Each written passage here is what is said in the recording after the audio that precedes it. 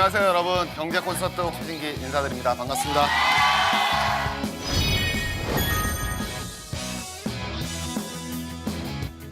자, 아주 뭐 활기차고 뭐 열기로 뭐 뜨겁습니다. 어느 학교에서 오셨어요? 우리 성동 글로벌 학교 여러분 정말 반갑고요. 오늘 우리가 경제에 대한 주제로 이야기를 하는데 경제 너무 딱딱할 것 같아서 우리 경제에 미술을 가미했습니다. 그래서 우리 하나도 안 지겨우실 거예요. 그래서 우리 미술과 경제에 대해서 같이 이야기를 나눠주실 두 분을 모셔보겠습니다.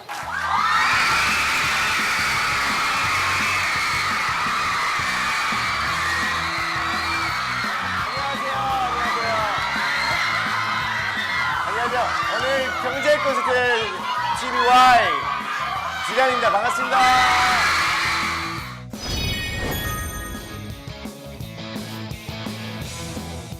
안녕하세요. 미술평론가 이주원입니다.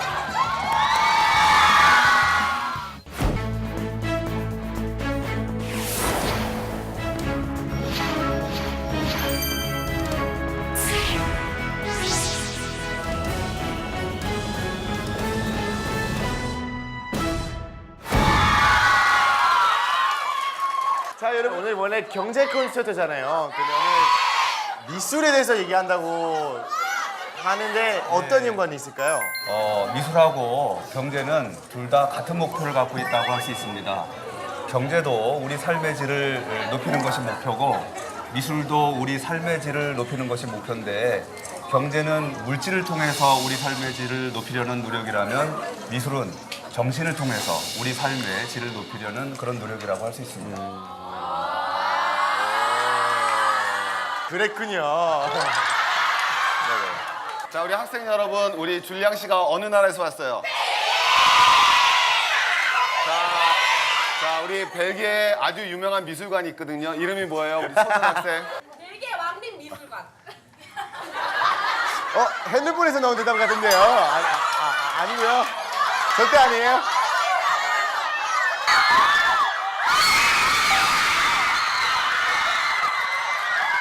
왕립 미술관 가보셨죠? 네. 어떤 좀 소개를 한국 사람들한테 해준다면? 그러니까 벨기에 왕립미술관이 한 가지 아니고 미술관들이라고 한 거거든요. 그러니까 거기 다양한 작품들이 있는데 원래 벨기에도 화가 좀 많이 유명했어요. 마그리트라는 화가 그리고 반다이크라는 그리고 루벤스라는 사람들 진짜 다 벨기에 사람들이 거기서 되게 멋진 작품들 다 볼 수 있으니까 다음에 유럽 가보시면 한번 거기서 그거 한번 하는 게 되게 좋을 거예요. 내일 가신다고요? 내일 가시려면 지금 비행기 타셔야 될 텐데 늦었어요. 자, 우리 본격적으로 미술 여행으로 한번 떠나가 보도록 하죠. 선생님, 강연 좀 부탁드리겠습니다. 네.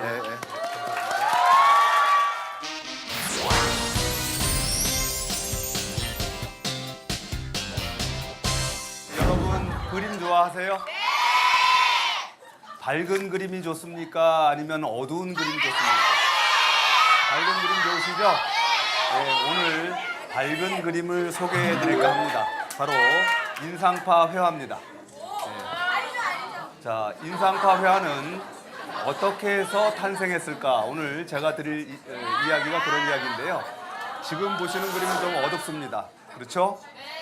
섬찟하기까지 해요. 네, 그림 보시면 왼편에 그 젊은 남자가 있고 그리고 그 젊은 남자가 손에 무언가를 들고 있는데 사람의 머리입니다. 카라바조라는 이탈리아 화가가 그린 그림인데 성경에 나오는 다윗이 이 젊은 남자예요. 다윗이 골리앗을 돌로 쓰러뜨린 다음에 그 목을 잘라서 들고 있는 모습입니다. 그런데 배경이 굉장히 어둡죠. 사람에게 빛을 강하게 내려쬐서 아주 사람이 강렬하게 드러나고 있습니다. 전해지는 이야기에 따르면 카라바조는 저 젊은 남자의 모습에 자기 젊은 시절의 어린 시절의 모습 그리고 골리앗의 얼굴에 그 당시 자기 모습을 그대로 표현했다고 합니다. 젊은 시절에 자기가 좀 더 밝게 건강하게 올바로 살았더라면 나이 들어서 지금 이런 고생은 안 할 텐데 이런 생각이 담겨 있는 것 같아요. 또 이것도 인상파 이전의 그림인데요. 인상파 이전의 그림 보면은 굉장히 정연하고 말끔한 그림들이 많아요. 우리가 이런 그림을 고전주의 회화라고 하는데 앵그르라는 화가가 그린 그림도 보면 공작 부인을 그렸습니다. 당시 사교계에서 아주 유명한 사교계를 주름잡던 그런 여성입니다. 그 여성의 모습을 아주 기품이 있게 우아하게 표현했습니다. 굉장히 사실적이긴 하지만 왠지 가까이 다가가기는 좀 어려운 그런 느낌을 주는 여인의 모습이에요. 그만큼 아주 격조 높게 그림을 그렸습니다. 인상파 이전 그림들을 보다 보면 이렇게 어둡거나 무겁거나 굉장히 격조가 있거나 이런 그림들이 대부분이었어요. 그런데 갑자기 그림들이 달라지기 시작합니다. 이런 그림들이 나와요. 굉장히 밝죠. 굉장히 환합니다. 모네가 그린 뚜르빌의 절벽 꼭대기 산책이라는 그림이에요. 그림이 굉장히 밝아졌다는 점도 달라진 점이지만 옛날 그림들 보면 이게 성경 이야기인지 신화 이야기인지 역사 이야기인지 알 수가 있었어요. 이야기가 있었습니다. 스토리가 있었어요. 그런데 인상파 그림으로 넘어오면서는 스토리들이 싹 사라집니다. 그냥 우리 일상의 모습, 우리가 사진으로 찍는 그런 일상의 모습이 그대로 그림으로 그려져요. 그러면서 그만큼 그림은 무겁지도 않고 어둡지도 않고 밝고 경쾌해집니다. 그러면 어떻게 해서 서양 미술은 저렇게 어둡고 무거운 미술에서 이렇게 밝고 환한 미술로 바뀌었을까? 다른 여러 가지 중요한 요인들이 작용하는데 그중에 가장 중요한 것이 경제적인 변화라고 할 수 있고요. 그리고 사회적인 변화라고 할 수 있습니다. 그래서 경제가 변하면 미술도 변해요. 그런데 인상파가 나온 시대의 유럽 경제를 돌아보면요. 산업혁명이 일어나고 산업화되는 시기입니다. 산업화가 진행이 되면서 유럽은 굉장히 풍요로워집니다. 굶지 않고 빵만 먹어도 너무 좋은데요. 빵 위에 크림을 발라 먹을 수 있어요. 얼마나 좋은지 모릅니다. 이 당시 보면은요. 인상파가 1870년대에 나오기 시작하는데 그 직전을 우리가 제2제정기라 그럽니다. 나폴레옹 3세가 다스리던 제2제정기를 보면은요. 경제 발전이 가속화되어서 수출입 규모가 400배나 이렇게 커지게 돼요. 그리고 석탄과 철의 생산은 3배 늘어나게 되고 에너지 생산도 3배 늘어납니다. 공장들은 노동자를 2배나 더 많이 고용해요. 이렇게 급속한 경제 발전이 이루어집니다. 이런 경제 발전으로 인해서 물질적으로 풍요로워지죠. 그림도 그만큼 풍요로운 느낌, 밝은 느낌, 환한 느낌으로 가득 차게 됩니다. 이렇게 산업화되면서요 도시화가 이루어지죠. 지금 보시는 그림은 인상파 화가 피사로가 그린 뽕뚜아지의 공장이라는 그림인데요. 예전에는 화가들이 풍경을 그리다 보면 대부분 자연 소재만 화포에 이렇게 들어오게 됩니다. 그러다 보니까 풍경화를 그리는데 이렇게 공장이 포착이 되기도 합니다. 이런 산업화가 아까도 말씀드린 대로 도시화를 촉진하게 되죠. 그래서 기존의 도시들 점점 큰 도시가 되고 공장이 들어서기 시작하는 곳은 또 새로운 도시로 이렇게 발달하게 됩니다. 인구 100만이 넘는 도시를 우리가 메트로폴리스라고 불러요. 그런 메트로폴리스로서 유럽에서 제일 먼저 자리를 잡은 도시가 런던입니다. 1810년 런던이 메트로폴리스가 되는데 그로부터 36년 뒤인 1846년 파리가 또 메트로폴리스가 됩니다. 지금 보시는 풍경은 파리의 밤 풍경이에요. 아주 그 재미있는 그런 부분 중에 하나가 바로 이 가로등입니다. 가로등. 가로등 보시면 이제 하얀 불이 들어와 있는데 이제 전기가 들어와요. 그래서 거리에 가로등이 이제 전기등으로 다 바뀝니다. 그런데 아직 집들에는 다 전기가 들어오지 않아요. 그래서 집들의 불빛은 누르스름하죠. 가스등 빛입니다. 그래서 여기 지금 샵들이 이렇게 쫙 늘어서 있는데 가게들은 지금 가스등 불빛으로 노랗고 그리고 거리의 가로등은 이제 전기빛으로 이렇게 하얗게 밝게 빛나고 있습니다. 자, 이 그림은 또 모네가 그린 생라자르역이라는 그림인데요. 지금 역사에서 기차가 드나들고 있습니다. 프랑스에서 최초의 철도는 1830년경에 이제 생겨나고 그리고 1870년이 되면 총 19,200km의 이런 그 철도망이 생기는데 이제 기차가 생기고 철로가 놓이니까요. 이제 중산층은 파리에서 좀 먼 데까지 마음껏 여가를 즐길 수 있는 이런 형편이 됩니다. 그래서 기차를 타고 자꾸 왔다 갔다 하게 되다 보니까 기차역이라는 곳이 굉장히 친숙해지게 돼요. 모네에게도 그건 마찬가지입니다. 사람들 피크닉 가면 화가들도 따라가죠. 거기서 그림 그리다가 그렇게 드나들던 역사를 그림으로 이렇게 남겼습니다. 산업화로 인해서 사람들의 어떤 경제적 형편이 많이 나아졌죠. 특히 중간 계급, 중산층 사람들의 삶이 많이 여유로워졌습니다. 그러다 보니까 이제 계획적으로 여가를 즐길 수가 있어요. 기차를 타고 갈 수 있죠. 그래서 옛날 같으면 생각할 수도 없었던 데까지 먼 데까지 가서 즐겁게 놀다 옵니다. 그런 모습이 그대로 그 그림에 그려지게 됩니다. 그래서 이렇게 센 강에서 보트를 타고 즐기는 사람들의 모습이 그대로 이렇게 표현이 되는 것을 우리가 볼 수 있습니다. 그러다 보니까 화가들의 시선은요, 도시 행락객의 시선이 돼요. 1841년에 미국 화가 존 랜드라는 사람이 튜브 물감을 발명을 합니다. 옛날 그 카탈로그예요. 그러면서 1850년대부터 튜브 물감이 판매가 되기 시작해요. 그래서 화가들이 이 튜브 물감을 갖고 가서 그립니다. 튜브는 닫으면 물감 쓰고 나도 그게 안 굳어요. 그러니까 많은 색깔 튜브 물감을 구입을 해다가 쓰고 싶은 색깔 그때그때 쓸 수가 있는 겁니다. 그러다 보니까 그림이 굉장히 아주 화사해지는 이런 결과로 이어지게 됩니다. 그래서 르누아르 같은 화가는 튜브 물감이 없었다면 세잔도, 모네도, 시슬레도 없었다. 이렇게 이야기를 합니다. 인상파는 아예 존재할 수가 없었다는 거예요. 그리고 또 일본 미술의 영향도 그 인상파는 받게 되는데요. 이것 역시 산업화, 근대화가 이루어지면서 서유럽을 중심으로 나라들이 제국주의가 되어가죠. 서로 식민지를 빼앗으려고 하고 대외 팽창 정책을 펼치다 보니까 일본, 아시아까지 가게 됩니다. 그리고 그 일본의 개항을 요구하게 되죠. 결국 일본이 미국에 1853년 개항을 하게 됩니다.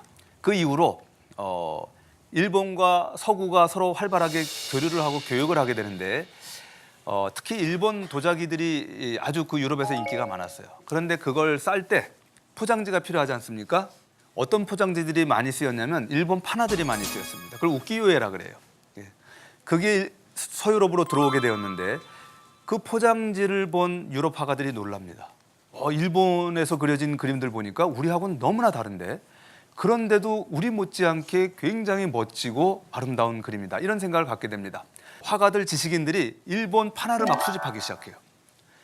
반고우하고 반고우의 동생 태오는 무려 한 400점 정도 수집을 합니다. 지금 보시는 그림은 마네라는 화가가 그린 에밀 졸라라는 그림인데 프랑스 소설가죠. 이 사람의 서재에 보면 일본 병풍이 있어요. 그리고 일본 우키요에가 있어요. 이렇게 일본 문화가 그대로 영향을 미치게 됩니다. 바로 이런 게 일본 우키요에예요. 굉장히 평면적이죠. 아주 그 색채가 화사해요. 바로 이런 모습들이 그대로 그림에 드러나게 됩니다. 그런가 하면 반고우는요, 일본 우키요에 화가의 그림을 그대로 베꼈어요. 그리고 한자를 갖다가 그렸어요, 막 열심히. 그래서 꽃이 핀 매화나무 이런 그림을 그린 걸 볼 수가 있습니다. 이런 영향들이 그전과는 너무나 다른 그림, 이런 인상파, 회화, 아주 화사하고 밝은 그림을 탄생시키게 됩니다. 르누아르가 그린 두 자매고요. 이렇게 시대가 변하고 경제적인 상황이 변하고 사회적인 조건이 변하면서 기술이 발달하면서 미술도 큰 변화를 겪게 되었던 것입니다. 제 말씀 여기서 마치도록 하겠습니다. 감사합니다.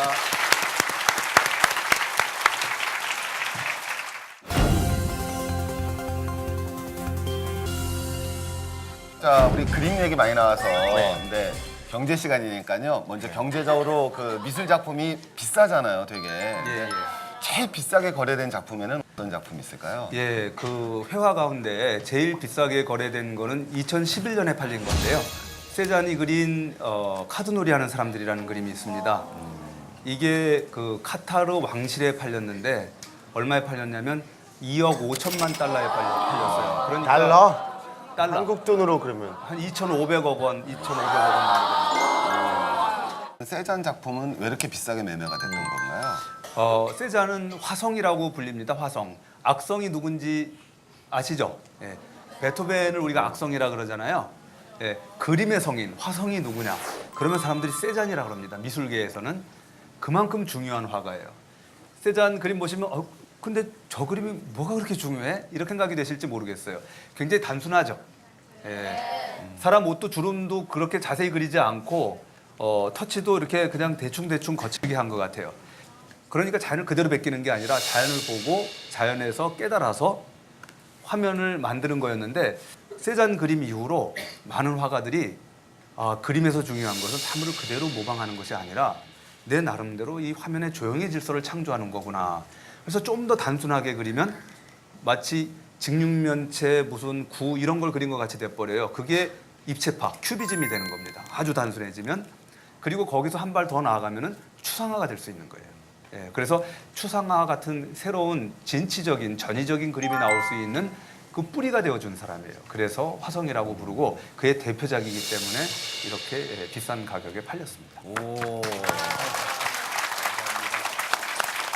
이 모나리자가 더 다들 좀 유명하니까 그거 네. 더 비쌀 줄 알았는데 아, 모나리자는 시장에 나올 수가 없죠. 왜냐하면 그건 프랑스 정부 국가의 재산이잖아요. 네네. 루브르 미술관에 있고 그건 누구도 팔 수가 없어요. 가치로 따지면 혹시나 예, 시장에 나오게 되면 1962년에 한번 그게 미국 여행을 한 적이 있습니다. 그 네. 그림 웬만해서는 외국에 못 나가게 돼 있거든요. 예. 딱 한 번 나갔어요. 62년도에. 그때 보험가액이 얼마였냐면 1억 달러였으니까 그때 1,000억 원이었거든요. 보험만 예, 그러니까 보험료가 아. 아니라 그 그림이 만약 손상이 있으면 저 보험회사에서 내야 될 돈이 1,000억 원이었는데 그걸 요즘 그 시세로 환산을 하면은 7억 8천만 달러 정도 된대요. 그러니까 한 8천억 원, 예, 8천억 원 정도 된다고 볼 수 있습니다. 미술을 너무 돈으로 따질 수는 없지만은 루브르 박물관 같은 경우에 1년에 그 매출 수입이 1조가 좀 넘어요. 2조가 좀 안 돼요. 그러면은 은행 이자를 4%로 치면 루브르 박물관의 가치가 40조로 볼 수 있거든요. 근데 루브르 박물관에 오는 사람들이 제일 먼저 찾는 그림이 당연히 모나리자예요. 사람들 엄청 많이 줄 서 있어서 사실 앞에서 보긴 힘들어요. 지금 여러분 되게 좋은 팁을 하나 드릴게요. 여러분 이제 루브르 박물관 가실 거예요, 안 가실 거예요? 가잖아요. 그러면 줄을 엄청 길게 서 있어요. 2시간쯤 있어야 돼요. 정말 들어가려면. 그래서 들어가서 다리가 아파서 제대로 그림을 못 봅니다. 그 줄을 쓰지 마세요. 그리고 지하 1층으로 가시면 줄이 짧은 줄이 있어요. 거기서 표를 살 수 있어요. 근데 거긴 주로 불란서 애들밖에 몰라요. 그래서 외국인들은 1층 줄에 서 있습니다. 그러니까 그 줄을 꼭 피해 가세요. 아시겠죠? 그럼 제 말이 맞죠? 그런 얘기를 다한테 말하면 그럼 밑에도 줄을 다 쓰게 되면 그럼 똑같잖아요. 자, 우리 유럽인들만 알고 있던 얘기. 아니요. 대신 장점이 벨기에 왕립미술관이 제일 좋다고 그랬잖아요. 그 미술관의 최고 장점은 줄은 안 섰어요.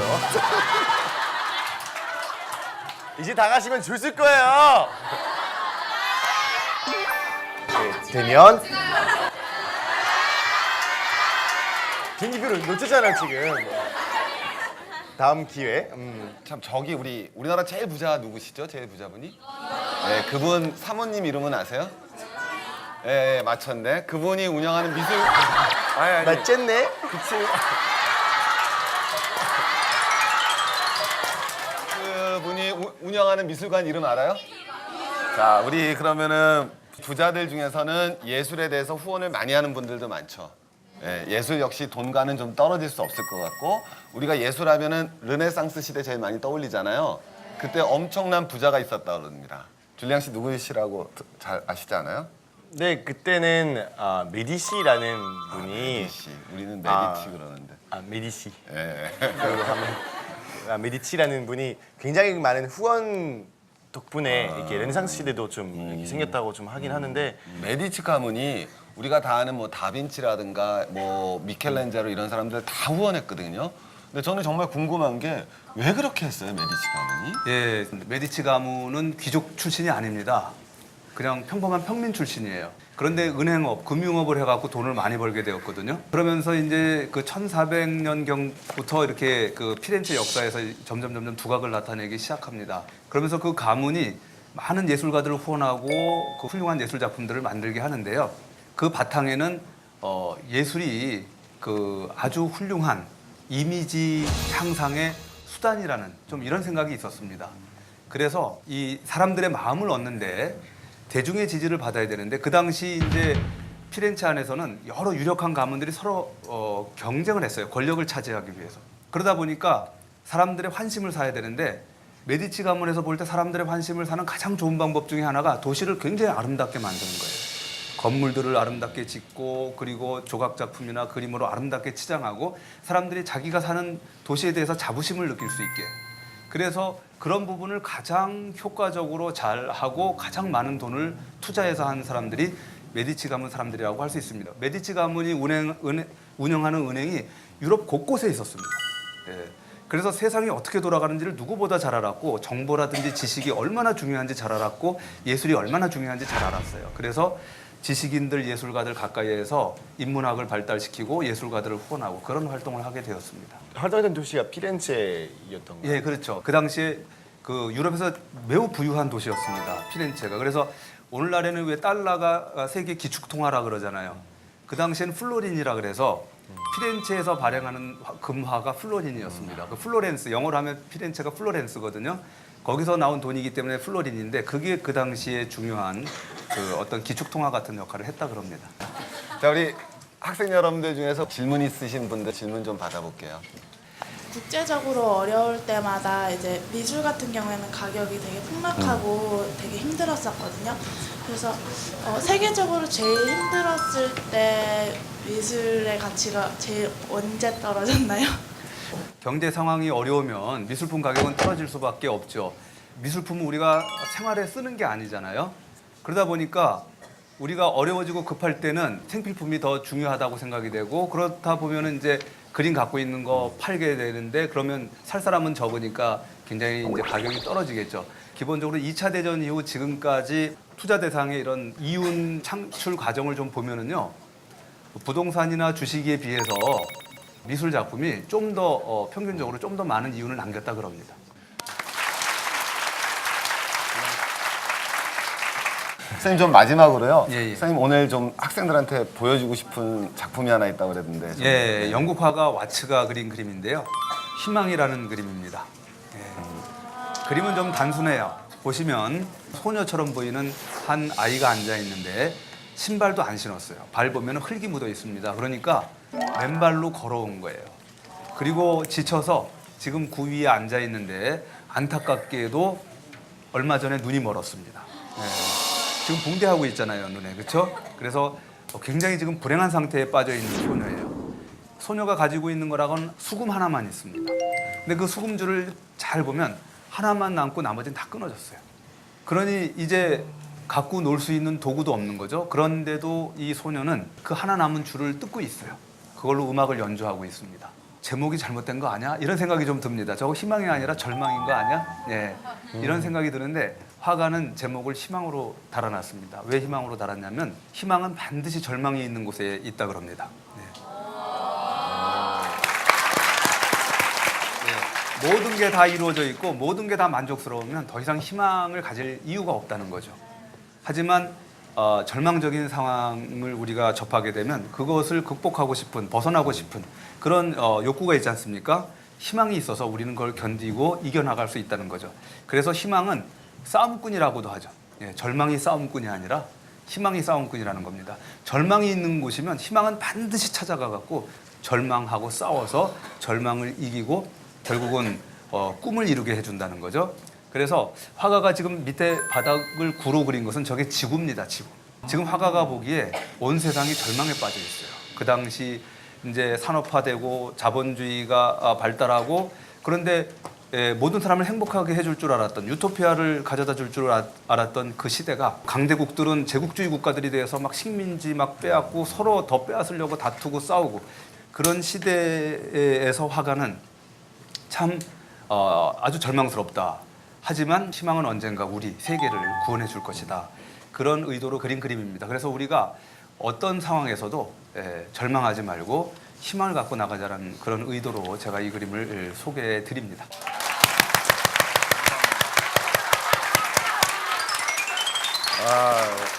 그림 보면서 뭘 봐야 될지에 대해서 더 알게 되는 것 같은데 무엇보다도 제일 중요한 건 보면서 이렇게 느낌이잖아요. 아까 말했다시피. 그래서 너무 어려워하지 마시고 그냥 뭐 미술관 가는 거는 그냥 일반 일이잖아요. 내가 뭐 김밥 먹으러 뭐 김밥집 가는 거랑 별 차이 없는 일이거든요. 그래서 제가 봤을 땐 너무 복잡하게 생각한 것보다 그냥 뭐 데이트 코스 중에서도 좀 되게 추천하고 싶습니다.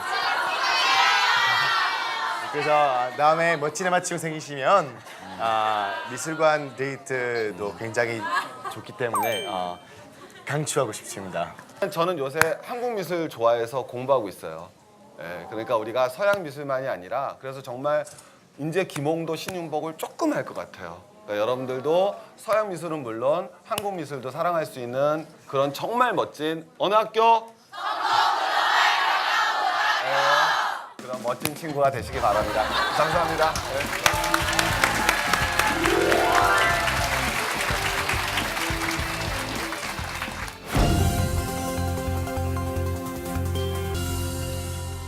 시간이 쏜다 퀴즈 시작합니다. 자, 여러분 그리스 신화에 나오는 이것의 신. 앞머리에만 머리카락 있고 뒷머리는 벌써요? 우와! 박수 주세요. 이거 진짜 와! 감사합니다.